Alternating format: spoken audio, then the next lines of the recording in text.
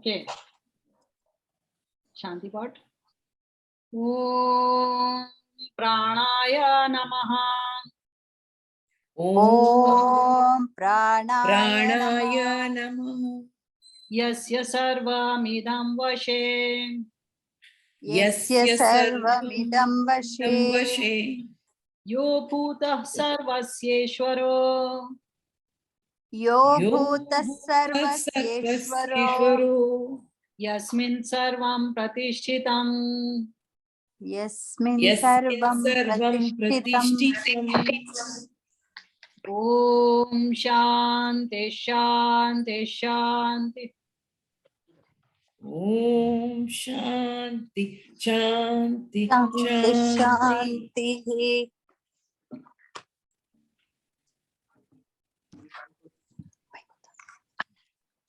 Okay. So now recap. I think this is a fairly simple recap. Yeah. Who wants to take it up? The first one. I can do that first one. Go ahead. You want to do Prashanti or I'll do? So I'm just opening the book to look at the, yeah. So here Bhargava Vaidarbhi asks the question saying, who are the most important gods who are kind of, taking care of this universe? Of the being, of the praja. Of the beings, yeah, of the praja. And you want me to Continue, finish the Kandika. so, and who is the most important of the deva? I know the devas, like No, Shrestha. who also gives knowledge, no? Yeah, correct. Yeah. Correct. So who are the ones who sustain, who are the ones who enlighten rather or give knowledge, Yeah. and who's the greatest among them all? Yes, yes, correct. Then next one, Tasmai Sahovach Akasho Havya. So then Pipalada answers that it is the Pancha Mahabhutas, that is basically Akasha, Vayu, Agni, Jala and Prithvi. And then he also talks about the enlightening ones, basically, which is Vak, Mana, mind and eyes. Vak, Mana, eyes and listening. Okay. Listening Shrotra. ones. Shrotra. Yeah. So, but the other ones are excluded because these are the more ones that are important for the enlightenment or to learn or to get knowledge, which is not basically material knowledge, but other knowledge as well. So those are they're not excluded, but they are not explicitly mentioned. Given importance. Yeah, they're Yes. not given importance. Correct. Because here we are focusing on these four, which are more necessary for us if we need to learn. I mean, which a human needs to learn, basically. Yeah. And particularly learning linked with language. Yeah, learning linked with language. Language being the most important. Yeah. And they were also fighting with each other, these four, saying that they are the ones who are the most special or varishta. And, important. Yeah. Important for what? For the body, basically. For sustaining the body. Okay. Yeah. For enlightening the body, they are the ones who are most special for the body. Okay. So Tan Varishtah Prana Uvach. Prashanti, you want to take it up? So then the most important or greatest of them, Prana, says, I am the one which is most important. I myself become into 5 and sustain the whole body. Yeah, correct. And then they Ashadda. Then the Indriyas don't believe the Prana. The Indriyas do not believe the Prana. Correct. Okay. So now we move on to the... Okay, before we move on, actually, I want to share something else with you. books of you have studied Sankhya, and some more students have also studied. So we had in the 9th Kandika of chapter 1, we had come across the Chandramasam Lokam, remember? It said, Vatsaro Vaya Prajapatis Tasyayane Dakshinam Chotaram Cha Tad Ye Have Tad Ishtapurte Kritam Ityupasate Te Chandramasam Eva Lokam Abhijayante. Okay, so they who do worldly benevolences, they attain only the Chandra Loka. So I had told you that the lunar Loka has more happiness compared to Earth, which I told you is based on my readings. But I have not found it explicitly mentioned anywhere, but it is mentioned like this, that it is kind of like a swarg, where the sukh is more and dukh is less. So in Sankhya also there is a reference to this. So I wanted to show this to you.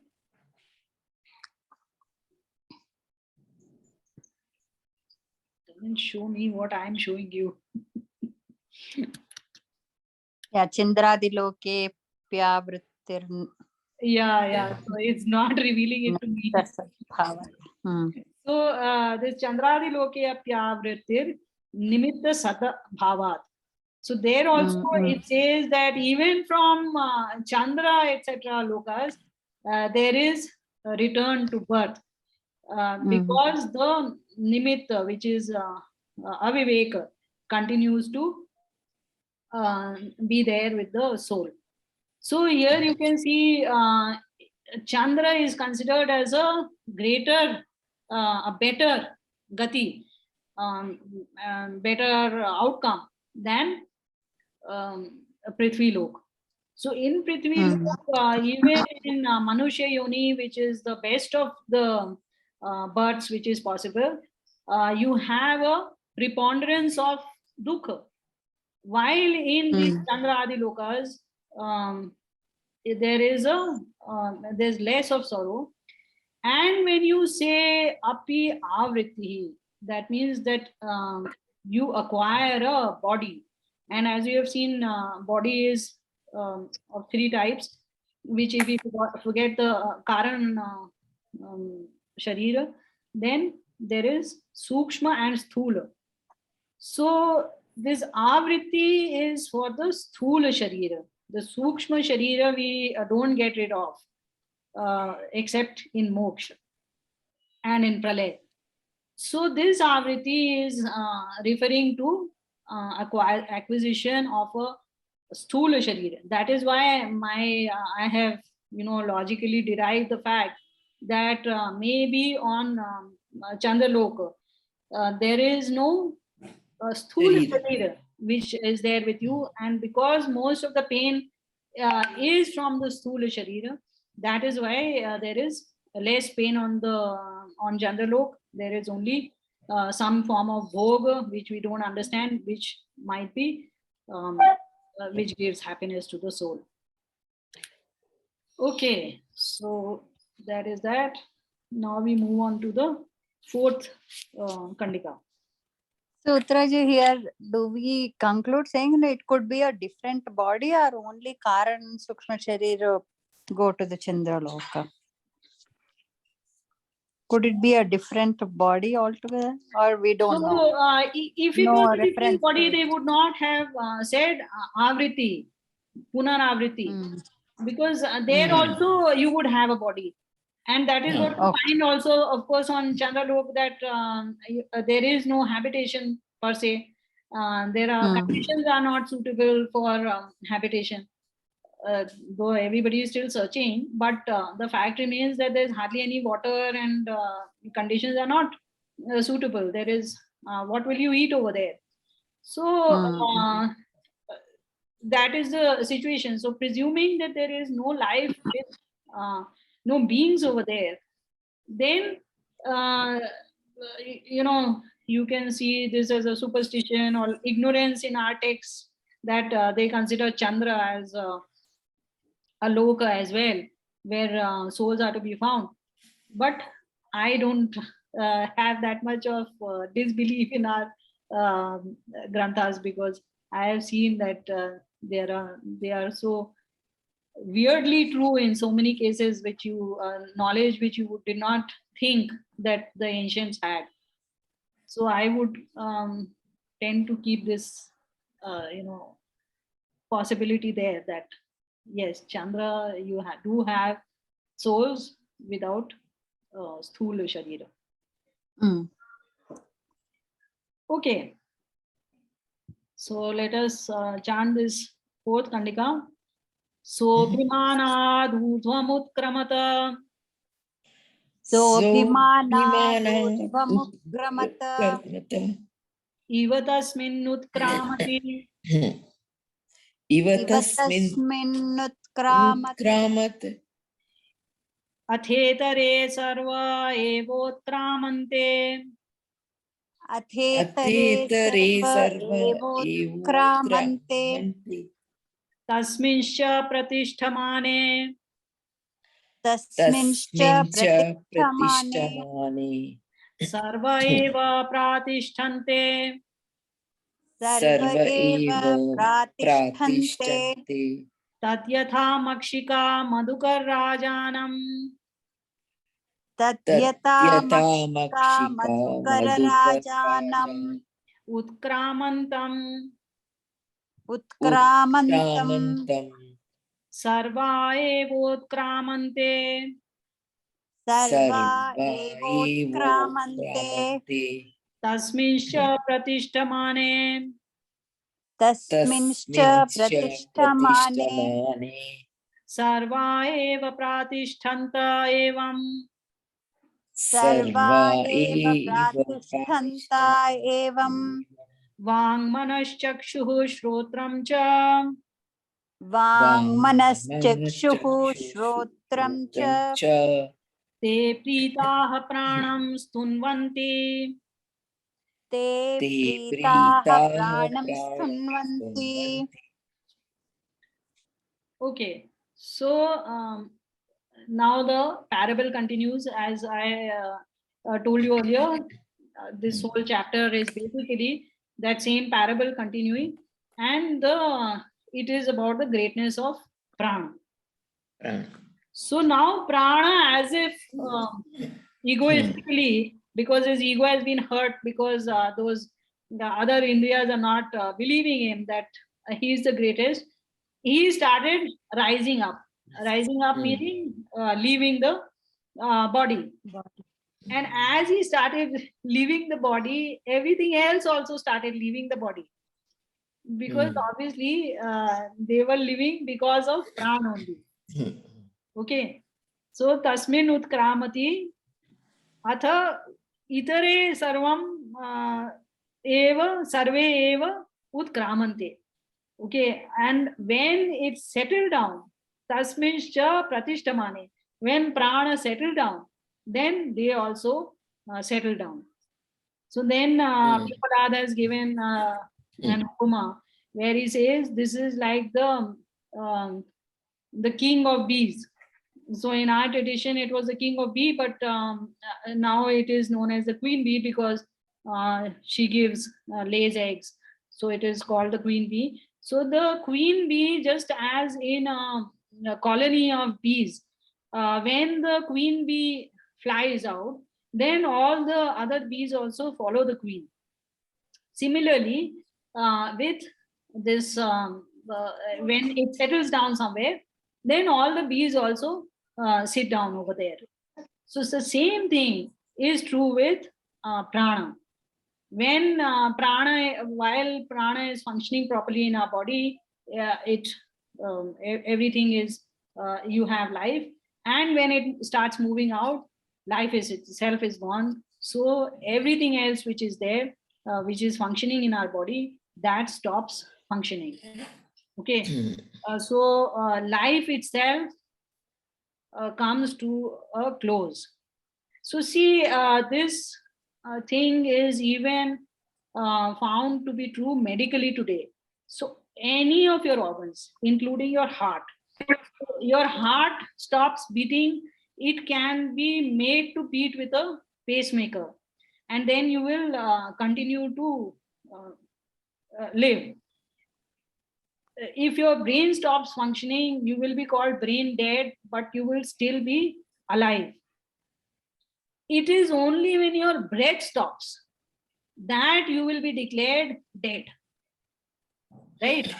So that is the same thing which is being said over here, that among the all parts of our body are living. So each part can say I am the most critical, for example, the heart or the brain, but they are found to be actually subordinate. And there is this thing called prana, the vital breath, which once it goes out, then life itself has gone out, and then nothing else functions at all. None of the indriyas, whether they are jnana indriyas or whether they are karma indriyas, or even the elements, the five elements, which are kept in motion in our body and produce life.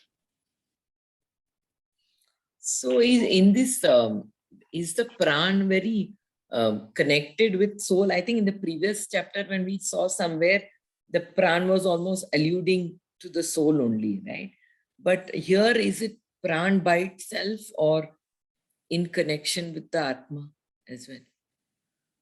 Yeah. This pran is part of the sukshma sharir.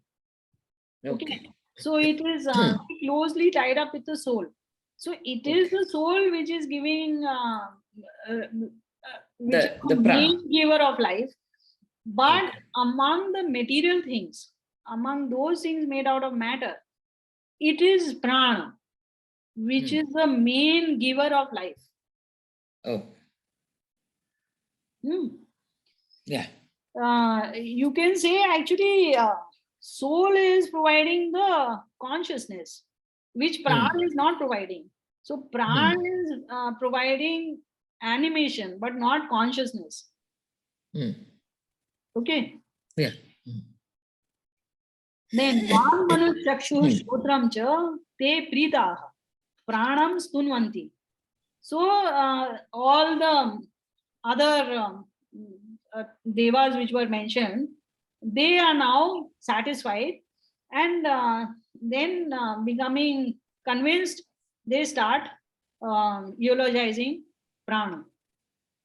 Now you have to notice that here you have Vang, Mana, Vak, Mana, Chakshu and Shrotra.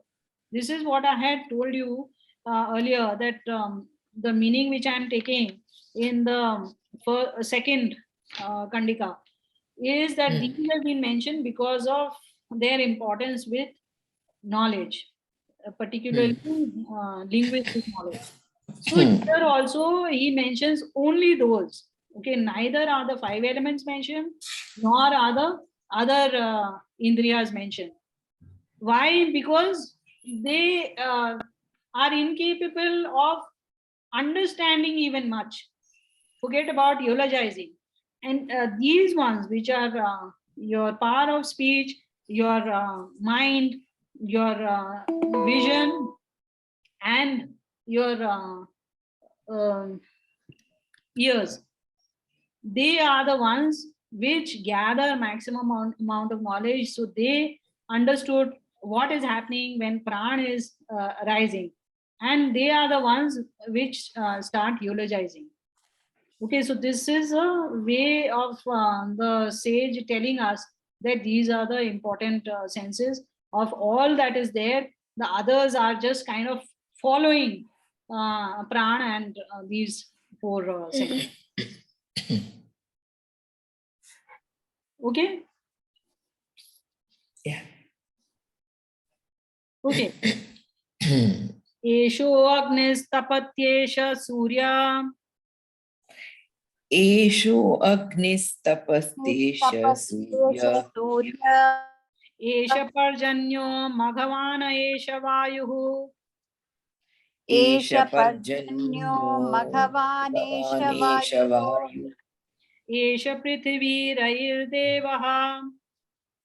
Esha Esha Prithvi Prithvi Rayirdevaha Devaha Sadasachamritam chayat. Sadasachamritam Sadachatamritam Chayat. Chayat. Okay, so now they start praising prana. So the rest of the chapter is basically their eulogy of prana, which the sage is trying to tell us that this is the importance of prana. By Prana. means of this eulogy, which supposedly the Indriyas are doing. So they say that that is this prana, is the fire which burns. This is the sun. This is the rain. This is Magavan. Magavan is another name for Indra. And Indra basically stands for Vidyut, that is electricity. That is why, you know, you have that Vajrayudha, the lightning bolt, which is the weapon of Indra. Because Indra is actually equal to Vidyut. Good. So this is electricity, this is gaseous substances, Vayu. This is Prithvi, solid substances, and this is Rai. Okay, as I tell you more, then we will go into that. So, one second. Yeah, sorry. So this is Rai, and this is a Deva, a divine thing. And also it is Sat, Asat, that which has existence, that which does not have existence, that which is Amrita, that which is immortal, eternal. All these are Pran only. Okay. Yes, was you want something?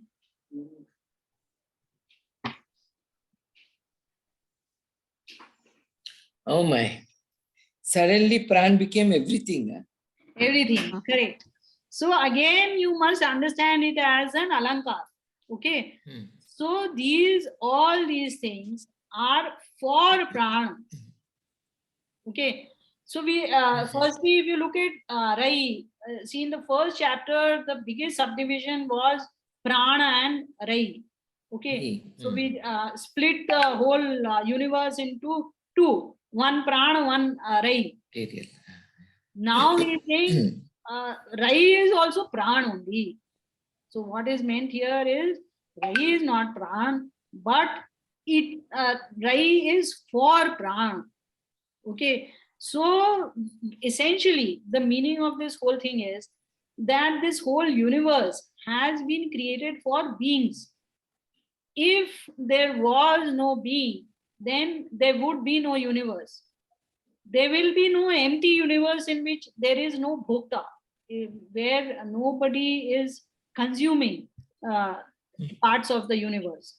Okay, so this whole the universe from the Big Bang and the creation of the galaxies, and then the solar system, and then the cooling of the planet, and then slowly life emerging. So all the beginning part was just so that life could emerge and things could be presented to this life. Okay, consume this, consume this, consume this. Okay, so this Agni which was created, that is for Pran. This Surya which is there, that is for Pran. Rain which is there, that is for him. Vidyut, Vayu, Prithvi. So Rai, everything is for Pran only. And this is the divine being, divine thing, which is the most important. Then, So here the Rai stands for Chandrama, or it stands for the original Rai that we heard, all material things. All material things. So after having listed some of the more important material things like Agni and Surya and Parjanya and so on, then now I say everything. All material things are for Pran only, for beings only. So Then, here we shouldn't confuse prana to be only the technique of breathing, rather the life itself. Correct. So Vital that life. this meaning this change, subtle change in meaning is happening from Kandika to Kandika, right? So in the Correct. previous Correct. one, it was material pran we were talking about and not the being. Here we are talking of the being, prana, as in the life which is present in the beings, and therefore the being itself. So Okay. here in the third sutra only, right? Yeah, third sutra also, when it says I myself divide into 5. So their panch pranas are the panch different, like apana, vyana, apana, udana, samana, those only, right? Correct. Yeah. Correct. So we'll learn about them more in the next chapter. So that is why I did not go into the details, but it is Okay. those only. So then now is the more difficult part. Sat, Asat, Amritam. Okay. So Sat refers to the primordial matter, the initial matter which is the basis for everything else in the universe, that undergoes the first transformation. Asat are all the transient transformations which originate from that initial matter. So that is why they are called Asat, because they are here today, gone tomorrow. Okay. Yeah. While Sat is the one which continues to exist in whichever form it may be, it is the underlying element and it continues to exist. Then Amritam, this is now the soul. Yeah. So even the soul is dependent on the pran for the being to come to life. So if there was no prana, basically the soul has also has to exit the body. Along with the soul, the prana comes, and along with the soul, prana exits. So to that extent, the soul is also dependent upon prana to enlive in the body. Without the prana, the soul cannot by itself reside in the body. Okay. Clear? Any questions are there? Not a question as such, or maybe a confusion, or you must have already cleared, but I am confused. Here, when we say that when the prana leaves the body, the sthula sharira is no more. And then we say the sukshma sharira has its experiences of whatever the sort may be in the Chandraloka or Surya Loka. So there, does it depend on the prana in a sukshma form, or how does that work? So see, I cannot tell you too much more about it because I can give you knowledge only so much which I have read and then derived logically. So if That's why I something said is not it's a mentioned, I don't confusion, want or to go into hypothetical territory. I typically stay so out of that's why I hypothetical said territory. So however that's why I said much it's I more can than a logically confusion. derive, that much only I would like to tell you. You know, the rest is all imagination only. So just leave it. It's okay. We don't understand it. It's fine. It's fine. Yeah, that's why I I guess said if it's you, more of a but I guess if you don't have a body, then you don't need a prana, no? But no, prana is associated with your sukshma sharir. Okay, that is there. And yes, without a body, maybe prana is not required at all. And how bhoga is there in Chandraloka, I cannot say. Yeah. And, So that's why I said it's a confusion rather than a doubt or a yeah. So just let it go till we find some proof, because these things, you should I not. think these things have to be experienced, and nobody there to tell you back. Come back to tell you. Okay. Probably no. Nobody is there to watch for these experiences also. So Let me end this session here because yeah, 7 minutes are left. 2:30. Continue on Yeah. the other side.